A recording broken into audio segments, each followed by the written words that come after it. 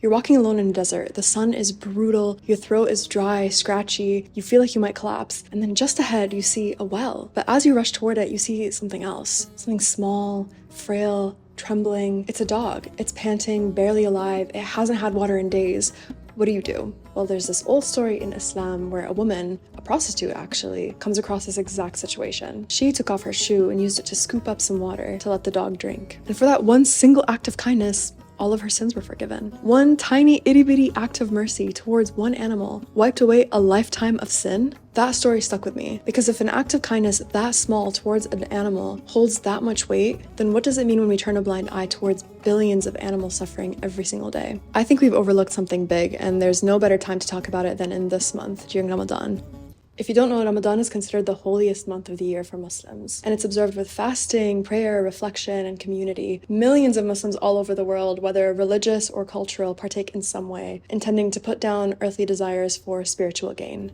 But this topic applies year-round. There's something deeply rooted in Islam that we don't talk about enough: our relationship with animals. I think the time has come to ask, should Muslims be rethinking the way that we consume them? I want to discuss what I and many others believe based off the Quran and hadiths God would want us to do.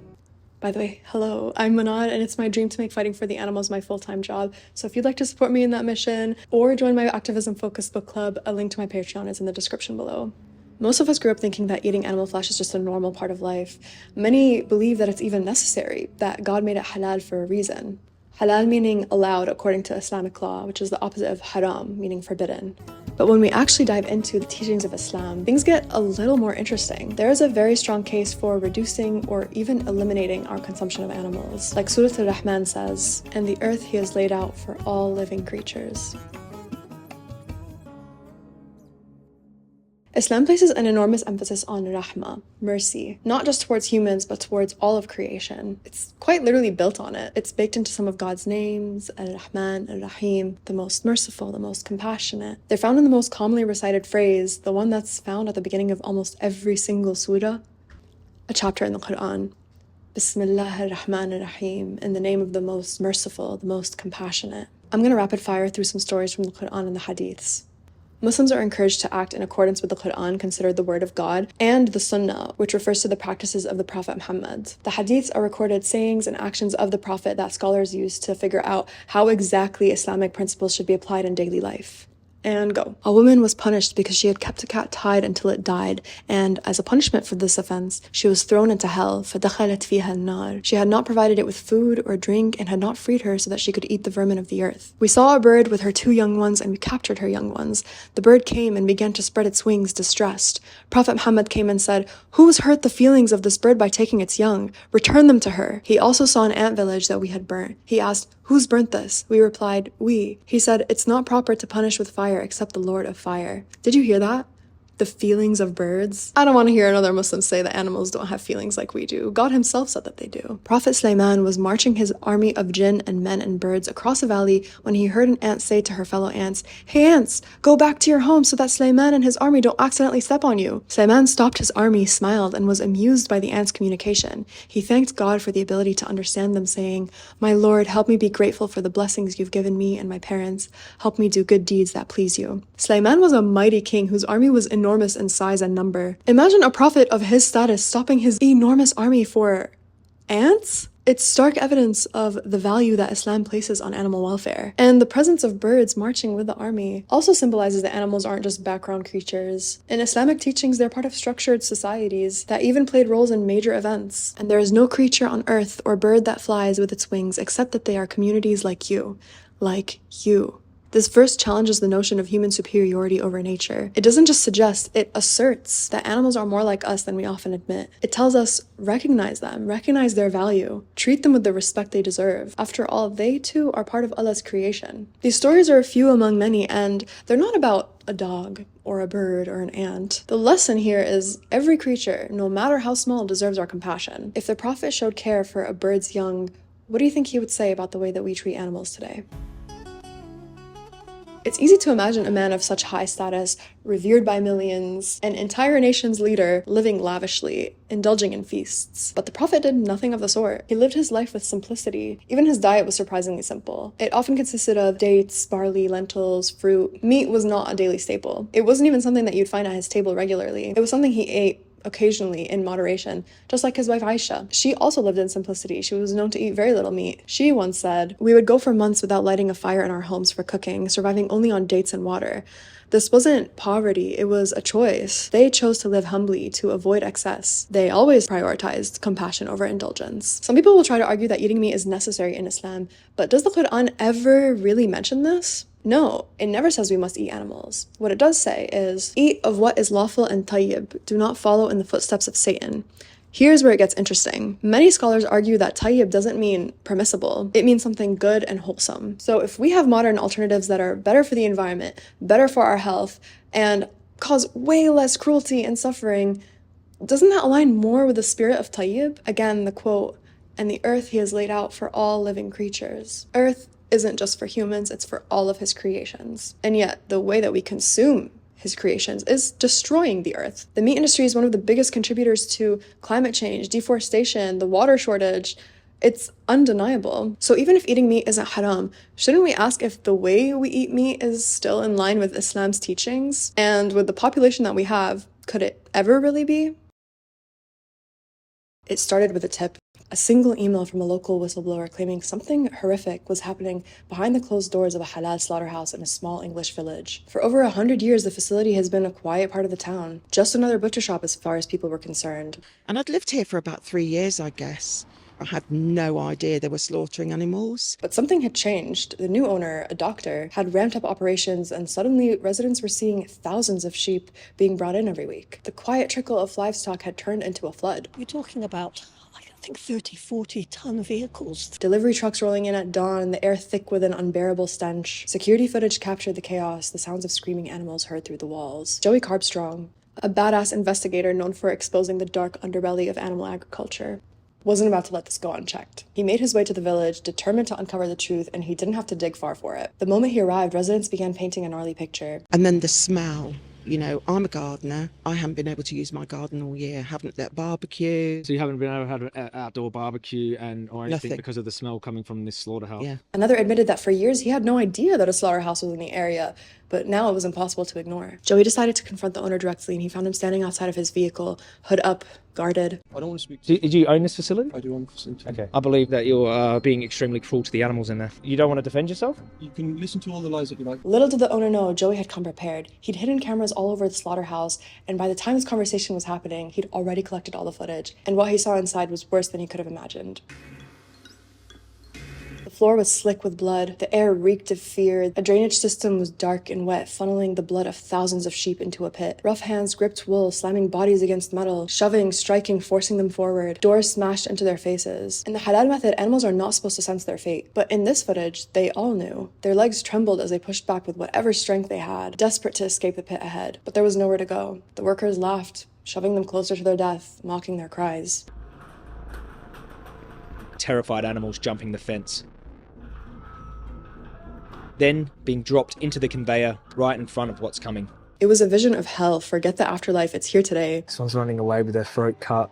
In total contravention of the law. There's a sheep still moving and he's about to dismember the animal. As the report notes, some sheep were still showing potential signs of life over 4 minutes post-cut, and even when dismemberment had commenced. Muslims are being lied to. They're told halal means mercy, that there's dignity in that death. But what he saw was clear suffering, only suffering. See for yourself the full uncensored video, the link is in the description. In one hadith, the Prophet said, "If you must kill, then kill it in the best manner. If you must slaughter, then slaughter in the best manner. Let one of you sharpen his blade and let him spare suffering to the animal." But here there's no care to minimize suffering, just profit, numbers, bodies falling on the floor one after the other. If even one innocent creature suffers needlessly, what does it say about the entire system? With the sheer volume required to feed humans today, it's naive to think the care that Allah demanded of us is being applied. Slaughterhouse workers working long hours under horrible conditions become desensitized. Islam's rules for halal slaughter, like sharpening the knife to ensure a swift single cut, they're clear, but how many times do you think that's overlooked? in the name of efficiency. And mistakes happen, yes, but at the end of the day, profit often outweighs the need for precision. The truth is, unless we were raising the animals ourselves, we have no way to guarantee that the food on our plate is halal. We can't trust labels or assurances. How many times have we been lied to? And ultimately, we're the ones who are responsible for the sayyat. A sin, wrongdoing, bad deed, the opposite of a hasana, which is a good deed. Ignorance isn't an excuse when harm is avoidable. So what will you do about it now that you know? You may have the urge to say, this has to be an extreme outlier. Most slaughterhouses aren't like this. Well, there's a reason why they make it so difficult to obtain footage from inside of a slaughterhouse. The meat industry has implemented strict regulations to limit access into slaughterhouses, making it really difficult for outsiders to witness or record what goes on inside. It's often done under the guise of food safety and confidentiality, but let's be real, it's also to prevent transparency regarding the treatment of animals. It's not an extreme outlier, it's part of a broader pattern where the difficulty of witnessing these practices raises questions about their ethicality and the true standards being followed. In the time of the Quran, these practices were surely much easier to track and the volume was much lower. Modern systems make it almost impossible to guarantee the proper treatment of animals. God would not want us to throw up our hands and say, well, I had no idea, so it's okay. God would want you to find out, and if you're unsure, to abstain. We can't lose sight of what halal truly means. I want to tell you a little story. Somewhere in the Middle East, a man named Ibrahim longed to have a child, specifically a righteous one. He prayed for his God to grant his wish until one day, finally, he did. A beautiful baby boy was born, and he named him Ismail, meaning heard by God. But quickly, an angel appeared, saying that one day his son would be sacrificed for God, and surely that day did come. Once Ismail hit puberty, Ibrahim was visited again, this time in a dream, and reminded, keep your vow which you made. God bestowed upon you a boy, so that you may sacrifice him. So he said to Ismail, let us go offer a sacrifice to God. And he grabbed a knife and some rope and walked, father and son, until they reached a place in the mountains. The boy then asked his father, "Oh father, where is your sacrifice?" Ibrahim replied, "Oh my son, I saw in a dream that I will slaughter you." Ismail said, "Oh my father, do what you have been commanded. You will find me, inshallah, of the steadfast. Hurry, pass the knife over my throat so that death will be easy for me." Ibrahim began to approach him and, while crying, tied him up. He drew the knife along his throat, but the knife didn't cut, for God had placed a sheet of copper on the throat of Ismail. Ibrahim turned around and behold, there was a ram. He took it, released his son, and bent over him, saying, "Oh my son, today you have been given to me." He sacrificed the ram instead. This is the story we all know. It's Ibrahim's willingness to sacrifice his own son, the one that he loved most and prayed the most for, as an act of obedience to God. It's a story of faith, surrender, divine mercy, and it's the basis behind al-adha. The Festival of Sacrifice, it's a major celebration where Muslims all over the world slaughter an animal to commemorate Ibrahim's sacrifice and share the meat. 1/3 of it goes to friends and family, 1/3 of it goes to the slaughterer, and the rest is distributed among the needy. For many Muslims, the sacrifice is a sacred tradition, but the ram wasn't the point. The point was Ibrahim's willingness to give up what he loved most for Allah. The ram was a substitute, a symbol of Allah's mercy. So if Allah replaced the sacrifice once, why can't we do the same today? Let's break this down. The core purpose of qurban, the ritual animal sacrifice, isn't the act of killing an animal. It's about charity and providing for those in need. It's an act of giving. Does it say anywhere in the Quran that a slaughter is required? For one, the majority of scholars agree that this is not a requirement, but an encouraged action, a sunnah. But beyond that, the Quran says, it's not their meat nor their blood that reaches Allah, it is your righteousness that reaches Him. And in Surah Al-Baqarah, the righteous, al-muttaqun, are defined as ones who give wealth in spite of love for it to relatives, orphans, the needy, the traveler, those who ask. Notice that righteousness is defined by giving to those in need, not slaughtering an animal. So if the goal is charity, why not give plant-based or money or resources instead? Why not feed the hungry without harming animals? Here's another point to consider. Qurban has already evolved. Early Islamic scholars like Ibn al-Musayyib and Imam Shabi, who were among the tabi'un, the generation after the companions of the Prophet, whose religious knowledge is highly respected in Islam, recognized that the spirit of the tradition, i.e. charity and giving to those in need, mattered more than the slaughter. They didn't consider the sacrifice obligatory. They said, spending 3 dirhams in charity is more dear to us than sacrifice. Abu Mas'ud al-Ansari, a close companion of the Prophet, also refrained from offering a sacrifice because he feared that neighbors would believe that it's obligatory. Unfortunately, that's exactly what's happened. The original message has been overshadowed. Now many people believe the sacrifice is obligatory and not the giving to the less fortunate part. The essence is not about bloodshed, it's about giving. And today, in many Muslim communities, donating is already seen as an acceptable alternative to slaughter. So why not make it the norm? Let's not forget, Islam is a religion of mercy. The Quran said, "And we have not sent you, O Muhammad, except as a mercy to the worlds." to the world, not just to humans, to all of creation. If we can honor the spirit without hurting God's creations, why wouldn't we? God designed the earth with precision and purpose. Every resource, every creature, every element of life, part of this divine design that sustains itself if we don't disrupt it. Nothing wasted, nothing out of place. The Quran reminds us that you may not transgress in the balance, but weigh things equitably and do not make deficient the balance. Today, we're seeing that equilibrium being shattered. Our planet and existence are at stake. The very systems that should provide for us are in fact depleting the land, polluting and wasting water, tearing down forests, contributing to the greenhouse gas emissions that are warming our planet. And for what? A quick profit, an unhealthy demand, a reckless disregard for the balance that God established. God called upon us to be stewards of the land. This is not a suggestion, it's a religious duty. The Quran says, "And the servants of the Most Merciful are those who walk upon the earth easily." A hadith says, "The world is beautiful and verdant, and verily God, the Exalted, has made you his stewards in it in order to see how you act."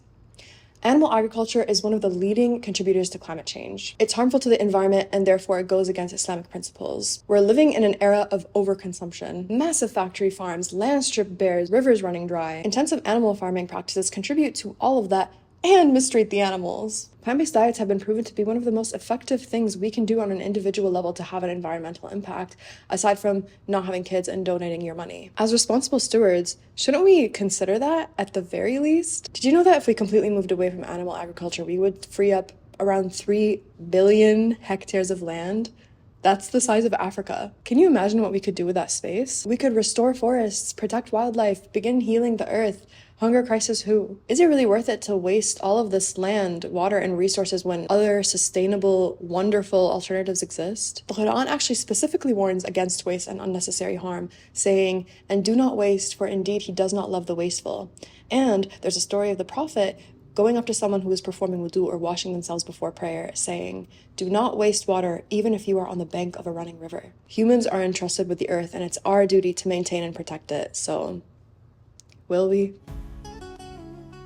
Another big area that halal practices are very often overlooked is in the clothing or fashion industry. Muslims are strictly prohibited from killing animals for sport or amusement. It's only acceptable when it's absolutely necessary. There is no person who kills a small bird or anything larger for no reason, but God will ask him about it.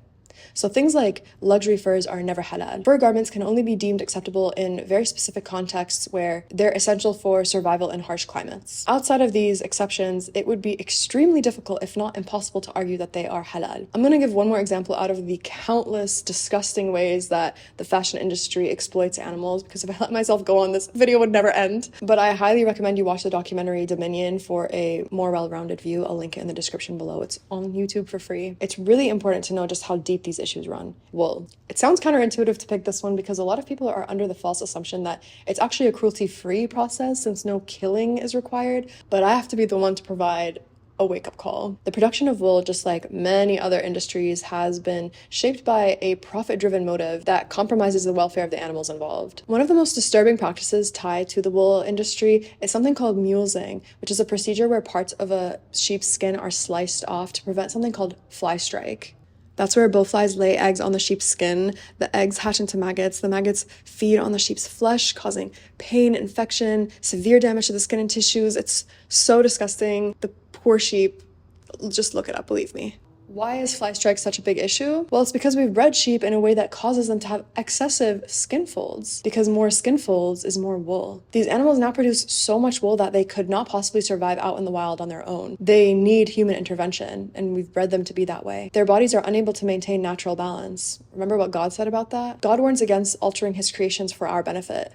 He said, "I will certainly mislead them and delude them with empty hopes. Also, I will order them, and they will slit the ears of cattle and alter Allah's creation. And whoever takes Satan as a guardian instead of Allah has certainly suffered a tremendous loss." This manipulation of sheep's bodies through selective breeding, excessive shearing, and painful procedures like mulesing is a clear violation of this. So is debeaking chickens, so is fattening cows, so is elongating frog legs, etc. These are all crimes in God's eyes. How often do we consider that? The Quran and hadiths are clear. Animals are not ours to abuse. They're not commodities. They're entire lives and communities that feel fear, that feel love, that feel pain, an instinct to survive. Just like us. Given all that we know about God's teachings, how do we justify supporting industries that exploit and brutalize them for profit? God said, do not commit abuse on the earth, spreading corruption. Honestly ask yourself, is there any justification or just cause for consuming animals when we have the ability to live and thrive without directly causing such harm by opting for the plant-based option at the grocery store? Options the Prophet never had. Again, he warned us, whoever kills a sparrow or anything bigger than that without a just cause, Allah will hold him accountable on the day of judgment. What will we say on that day? That it was convenient? Tasty? That's not a just cause, that's an excuse. At the time of filming this video, it's Ramadan and millions of Muslims all over the world are fasting. Fasting teaches us restraint, how letting go of something that we want in the short term can bring us closer to God in the long term. Veganism is an extension of that. It's also an act of fasting from cruelty. It's a constant state of spiritual and ethical refinement. Just as we give up food and water for Ramadan, what if we gave up needless harm for compassion, for justice, and for faith? Even if everything that I said, all of these stories don't resonate with you, I still want to emphasize that eating vegan is the only way to guarantee that the food on your plate is halal.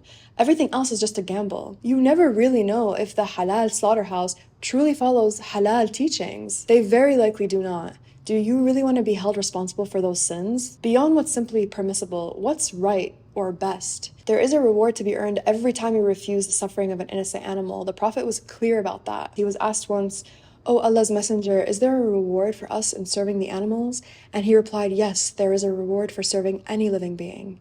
Do you want to be the woman who quenches a dog's thirst or the man who steals a bird's young? The choice is yours and it will be accounted for.